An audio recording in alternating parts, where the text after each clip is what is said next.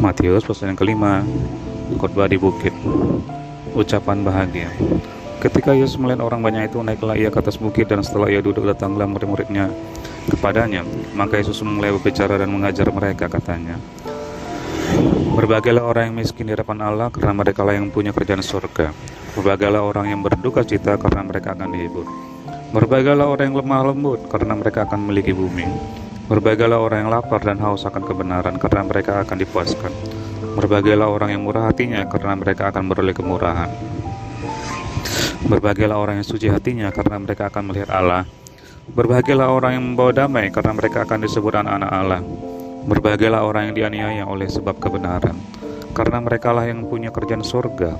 Berbahagialah kamu jika karena aku kamu dicela dan dianiaya, dan kepadamu difitnahkan segala yang jahat. Bersukacitalah dan bergembiralah, karena upahmu besar di surga, sebab demikian juga telah dianiaya nabi-nabi yang sebelum kamu." Ayat 13, garam dunia dan terang dunia. Kamu adalah garam dunia. Jika garam itu menjadi tawar, dengan apakah ia diasinkan? Tidak ada lagi gunanya selain dibuang dan diinjak orang. Kamu adalah terang dunia. Kota yang terletak di atas gunung tidak mungkin tersembunyi.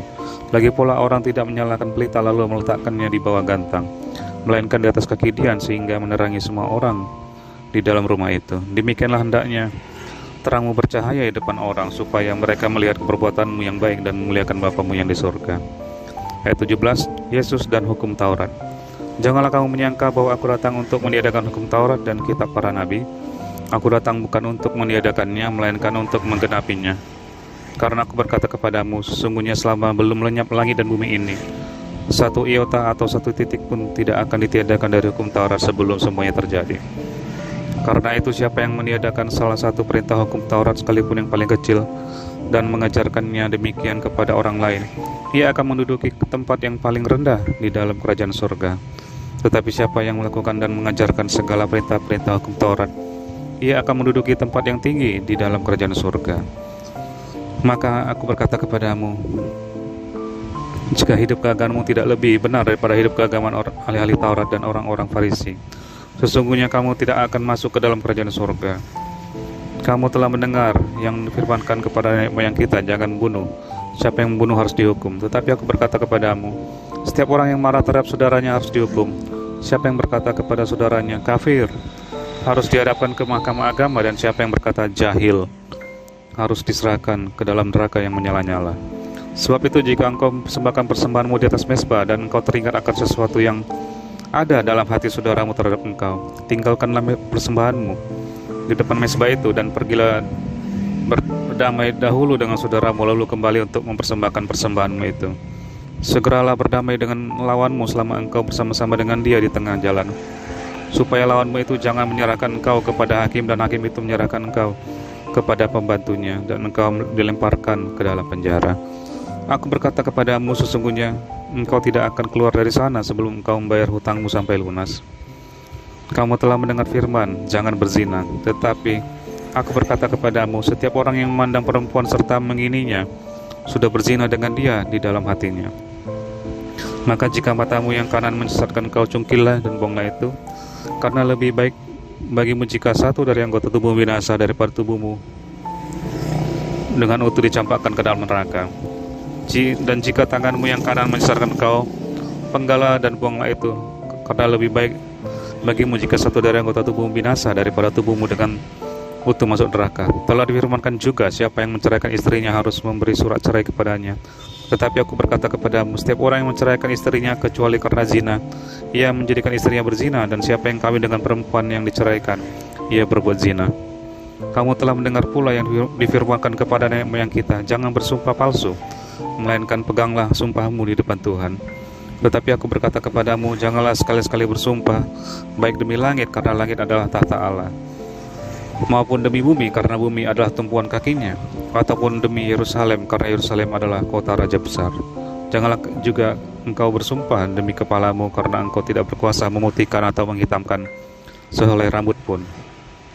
Jika ya, hendaklah kamu katakan ya, jika tidak, hendaklah kamu katakan tidak. Apa yang lebih dari itu, daripada itu berasal dari si jahat. Kamu telah mendengar firman, mata ganti mata dan gigi ganti gigi.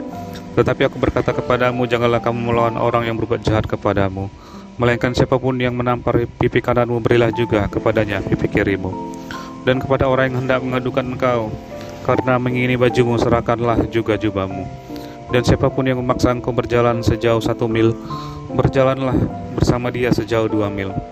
Berilah kepada orang yang meminta kepadamu, dan janganlah menolak orang yang mau minjam daripadamu. Kamu telah mendengar firman, kasihilah sesama manusia dan bencilah musuhmu. Tetapi aku berkata kepadamu, kasihilah musuhmu dan berdoalah bagi mereka yang menganiaya kamu. Karena dengan demikianlah kamu menjadi anak-anak Bapamu yang di sorga, yang menerbitkan matahari bagi orang yang jahat dan orang yang baik, dan menurunkan hujan bagi orang yang benar dan orang yang tidak benar. Apabila kamu mengasihi orang yang mengasihi kamu, apakah upahmu? Bukankah pungut cukai juga berbuat demikian? Dan apabila kamu hanya memberi salam kepada saudara-saudaramu saja, apakah lebihnya daripada perbuatan orang lain? Bukankah orang yang tidak mengenal Allah pun berbuat demikian? Karena itu haruslah kamu sempurna, sama seperti Bapamu yang di surga adalah sempurna. Matius pasal yang ke-6. Hal memberi sedekah. Ingatlah, jangan kamu melakukan kewajiban agamamu di hadapan orang supaya dilihat mereka. Karena jika demikian kamu tidak beroleh upah dari Bapamu yang di surga. Jadi apabila engkau memberi sedekah, janganlah engkau mencanangkan hal itu seperti yang dilakukan orang munafik di rumah-rumah ibadat dan di lorong-lorong, supaya mereka dipuji orang. Aku berkata kepadamu, sesungguhnya mereka sudah mendapat upahnya. Tetapi jika engkau memberi sedekah, janganlah diketahui tangan kirimu apa yang berbuat tangan kananmu. Hendaklah sedekahmu itu diberikan dengan tersembunyi, maka Bapamu yang melihat yang tersembunyi akan membalasnya kepadamu. Ayat 5. Hal berdoa.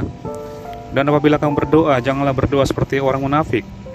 Mereka suka mengucapkan doanya dengan berdiri dalam rumah-rumah ibadat dan pada tikungan-tikungan jalan raya supaya mereka dilihat orang. Aku berkata kepadamu, sesungguhnya mereka sudah mendapat upahnya. Tetapi jika engkau berdoa, masuklah ke dalam kamarmu, tutuplah pintu dan berdoalah kepada Bapamu yang ada di tempat tersembunyi. Maka Bapamu yang melihat yang tersembunyi akan membalasnya kepadamu. Lagi pula dalam doamu itu janganlah kamu bertele-tele seperti kebiasaan orang yang tidak mengenal Allah. Mereka menyangka bahwa karena banyaknya kata-kata doanya akan dikabulkan. Jadi janganlah kamu seperti mereka, karena Bapamu mengetahui apa yang kamu perlukan sebelum kamu minta kepadanya. Karena itu berdoalah demikian: Bapa kami yang di sorga, dikuduskanlah namamu, datanglah kerajaanmu, jadilah kehendakmu di bumi seperti di sorga. Berikanlah kami pada hari ini makanan kami yang secukupnya, dan ampunilah kami akan kesalahan kami seperti kami juga mengampuni orang yang bersalah kepada kami. Dan janganlah membawa kami ke dalam pencobaan, tetapi lepaskanlah kami daripada yang jahat. Karena Engkaulah yang punya kerajaan dan kuasa dan kemuliaan sampai selama-lamanya. Amin. Karena jikalau kamu mengampuni kesalahan orang, Bapamu yang di surga akan mengampuni kamu juga. Tetapi jikalau kamu tidak mengampuni orang, Bapamu juga tidak akan mengampuni kesalahanmu. Ayat 16. Hal berpuasa. Dan apabila kamu berpuasa, janganlah muram mukamu seperti orang munafik. Mereka mengubah air mukanya supaya orang melihat bahwa mereka sedang berpuasa. Aku berkata kepadamu, sesungguhnya mereka sudah mendapat upahnya.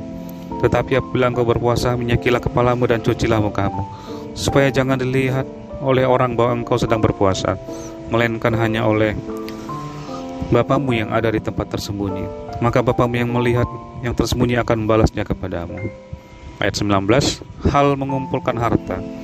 Janganlah kamu mengumpulkan harta di bumi ngengat dan karat merusakkannya, dan pencuri membongkar serta mencurinya. Tetapi kumpulkanlah bagimu harta di surga. Di surga ngengat dan karat tidak merusakkannya, dan pencuri tidak membongkar serta mencurinya. Karena di mana hartamu berada, di situ juga hatimu berada. Mata adalah pelita tubuh. Jika matamu baik, teranglah seluruh tubuhmu. Jika matamu jahat, gelaplah seluruh tubuhmu.